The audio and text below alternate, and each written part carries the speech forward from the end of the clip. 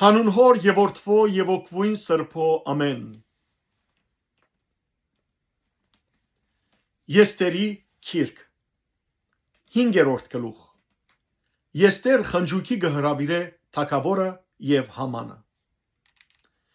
Երրորդ օրը Եսթեր հագավ իր թագավորական հանդերձները ու գայնեցավ բալադի դերքին քավիթի մեջ թագավորին դան թիմաց։ Թագավորը նստած էր իր թագավորական գահին վրա թագավորական դան մեջ դան մուտքին թիմաց։ Երբ թագավորը տեսավ Եսթեր տակուին, որ քավիթին մեջ կայնած էր, Եսթեր շնորհք կտավ իր առջև։ Թագավորը Եսթերի երկարեց իր ցերկի եղած ոսկի մագանը ու Եսթեր մոտեցավ եւ մագանին ծայրին տվավ։ Թագավորը անորսավ. «Ով Եսթեր տակուի, ինչ եղավ քեզի եւ ինչ է բանջդ։ Մինչեւ թագավորության գեսնա լլա, պիտի դրվի քեզի»։ Եսթեր պատասխանեց. «Եթե թագավորին հաճելի է, թագավորը այսօր թող գա իրեն սարկած խնջույքիս Համանի հետ»։ Թագավորը ասավ. «Շտաբելով գանչեցեք Համանը, որբեսի Եսթերի սազը գադարե»։ Եվ թագավորը Համանի հետ գնաց Եսթերի սարկած խնջույքին։ Երբ քինի գխմեին,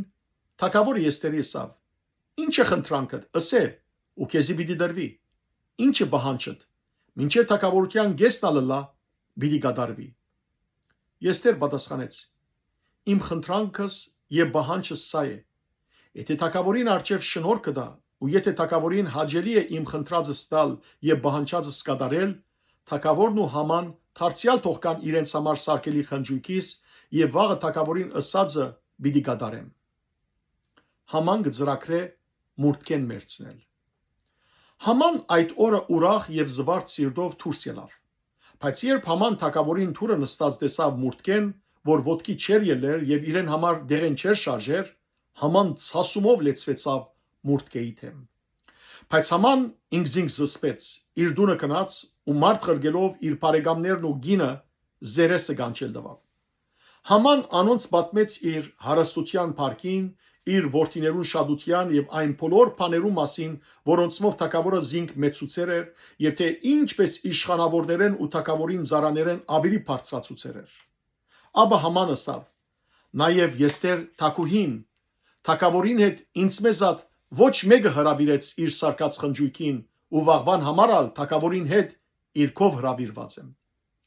Բայց այս բոլորը ինձ համար ոչ մեկ արժեք ունին, որ կանադեմ, որ հրյա մուրտքեն թագավորին թուրը նստած տեսնեմ»։